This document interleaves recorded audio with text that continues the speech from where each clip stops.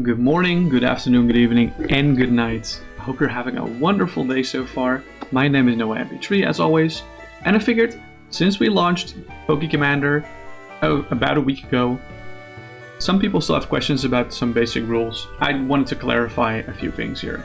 So in case you missed it, Poké-Commander is a new format I launched, which is intended to be played a regular Pokemon TCG game with 4 players. It's kind of a spin on the Magic the Gathering Commander format, not entirely, but I wanted to capture that same feeling of the card game becoming more or less like a board game with a bunch of like wacky things, definitely drastically increasing the playtime of one specific game so that we can have more in one game specifically. So what's different between regular Pokemon TCG formats and Poké-Commander? I'll show you right now. First and foremost, you have a commander. That's what the format is called after. The commander is the one Pokemon you choose at the start of your deck building process. And this Pokemon is going to be your centerpiece Pokemon. Any rule box Pokemon specifically can be your commander. But keep in mind that this commander is this choice is very important because 1, this Pokemon is practically almost always accessible to you, and 2, this Pokemon has replayability during the game, inherent replayability. So what does that look like? First and foremost, what I mean with accessible at all times is that the commander at the start of the game, before shuffling your deck for a mulligan or whatever, starts in a separate zone on the board, in the command zone, or you can say it starts in play. It's not technically in play yet, but it counts as if it's in your hand. Every time your commander leaves play, that means that your commander goes back to the command zone, with a few caveats. Like I said, you can replay your commander if you indulge a little bit in capitalism, if you pay your taxes. What we mean by that is, playing your commander for the first time is completely free. If it's a basic Pokemon, you can just plop it on the bench whenever you want during your turn. If it's an evolution Pokemon, standard evolution rules still apply, so keep that in mind. But every time your commander leaves play and goes back to the command zone, your tax is getting increased by 1 energy. And what we mean by that is every time you want to replay your commander from the command zone, that's when you have to pay 1 energy. And by paying 1 energy, what we mean with that is we have 1 energy card, like a special energy or a basic energy card that equates to 1 colorless energy. We put it to the bottom of our deck, and then we're allowed to replay our commander. It increases by 1 every time our commander goes back to the command zone.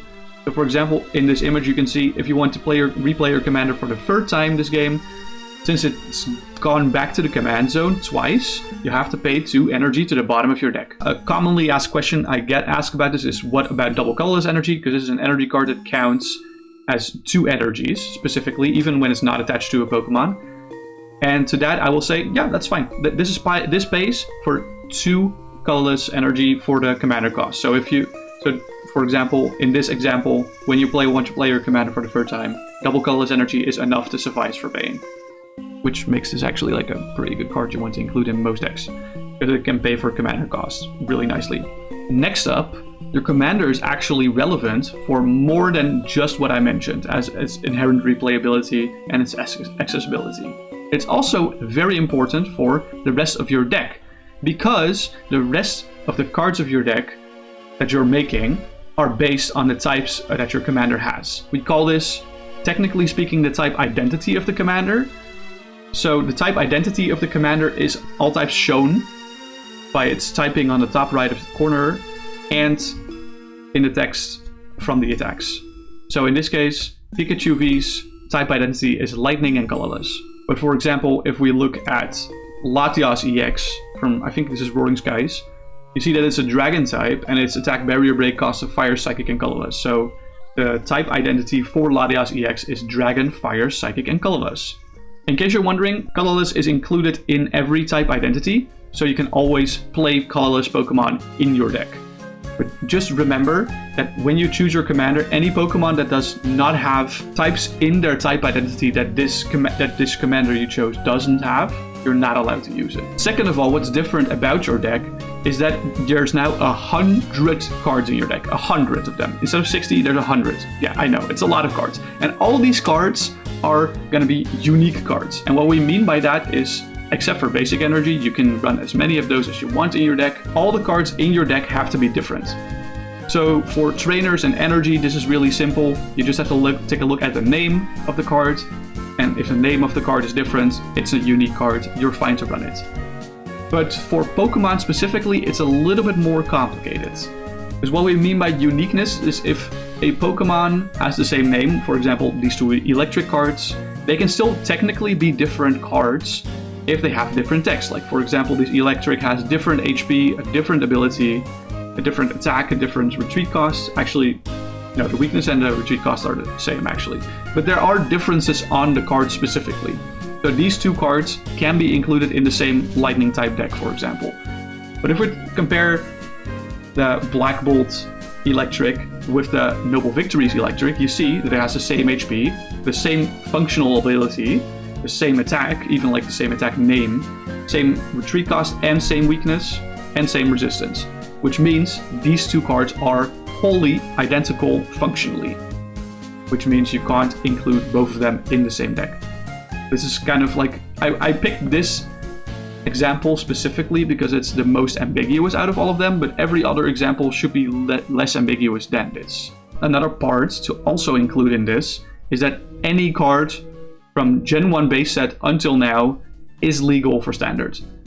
This video has been being made with the most recent standards legal set being Black Bolt and White Flare. So from now, Gen 1 base set until White Flare are all the legal sets that you can deck build with. There is of course a ban list, but of course there's a ban list. There's been like 20,000 cards almost released at this point. The ban list is not very large. I'm not going to go through it today. That might be like a different video idea. Whatever. If you guys want to see that, let me know in the comments.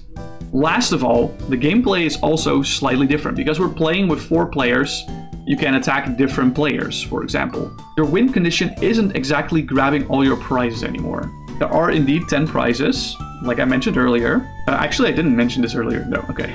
So you lay down 10 prizes because we're playing with 100 card decks, but we also note down that we have 10 lives. And the reason for this is specifically, whenever an opponent takes a prize card off you, you lose a life. You lose a life practically for every prize card that's taken off you. It's not exactly like that, but that's approximately what the rule is. So for example, if you have a cool little electric in the active and one of your opponents knocks it out with whatever attack, that opponent takes a prize card and then you lose 1 life. You don't win the game by taking all your prizes anymore, but you lose the game, you're out of the game if you lose all your lives. So the last player standing with lives remaining is the winner of that match. The other win conditions like deck outs and no Pokemon in play are still in effect, but this is now this is the main win condition, knocking out 10 prizes from our opponents. This was practically all the new rules, or things that are different from regular TCG to Poké-Commander. So thank you so much for watching. Please consider subscribing, liking, commenting on the video. Join the Poké-Commander Discord if you have any questions remaining. This format is a little more complicated than it is on a surface level because some card interactions are really weird. Don't be afraid to ask us for help. There's a bunch of resources in the Discord as well, going in depth on several rulings. We have a lot of documents for you. Thank you so much for watching once again, and I'll see you guys next time. Peace.